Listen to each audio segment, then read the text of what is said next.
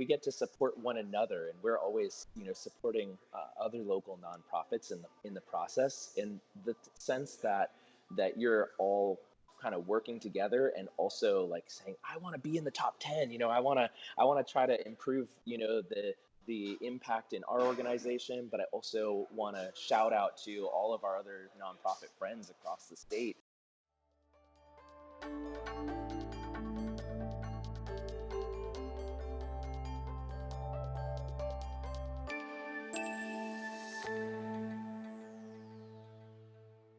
Hello, my name is Caitlin Agnew, and I have with me Bryan Bessette, co-founder, president, and executive director of Freedom Café. Thank you so much for joining me, Bryan.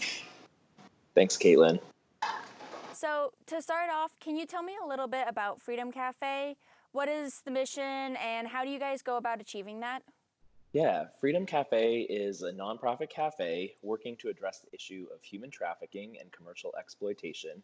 Cafe Space creates a platform to engage the community. We serve a whole array of cafe items: coffee, tea, chocolate, baked goods, and other things, all on a suggested donation basis. We invite people in that moment to invest, to become aware that many of the goods that we consume are connected to the reality of human trafficking and exploitation, and to begin to invest. 100% of the profits of the cafe sales go into the programs and work to address trafficking. We also send donations out annually to some of our partners who are working directly with survivors and safe homes and such. And then beyond that, we run, goodness, 50 to 60 different educational events per year. We speak in high schools, in classes at the university, invite groups of students into the space to do programs from general human trafficking 101 to um, uh, programs around coffee and tea and chocolate, and what those supply chains look like, and how we can make conscious choices and begin to support efforts to address at that exploitation on the supply chain level. And then beyond that, I think one of our most exciting things is the way that we work and mentor with volunteers. The cafe has, managers running the cafe, but then we work with volunteers a couple hours a week, from middle school students all the way up to adults in the community who are getting experience behind the counter, helping support the cafe, working on educational and outreach programs. So a lot of our volunteers are helping run those education programs that we host. And then we run a weekly open mic night that has a window on what is happening in the world, where exploitation is taking place, and what can we all do to affect change. Wow, that is absolutely incredible. So with working with NH Gives, what is Freedom Cafe able to do because of that funding they've received? Yeah, so first, it's just been a great learning experience for us. We started when we were a fairly young program, getting involved with New Hampshire Gives, and it's helped us to focus our community giving, and have, this platform and this way of connecting with donors. We have had specific projects set up to first support our United Nations Gift Box program, which is the United Nations Global Initiative to Fight Trafficking. There's a program where we have a walk-in piece of public art that we have brought all around New England to raise large-scale awareness. And so New Hampshire Gives has helped support that project and make that possible. We have utilized funds regularly to support our volunteer education program.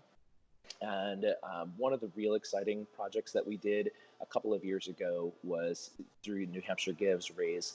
I think that one was one of our bigger. I think $6,000-7,000 we raised, and we were able to host two young women from Mumbai who were part of a nonprofit there called Kranti, working with children of sex workers in Mumbai's red light district.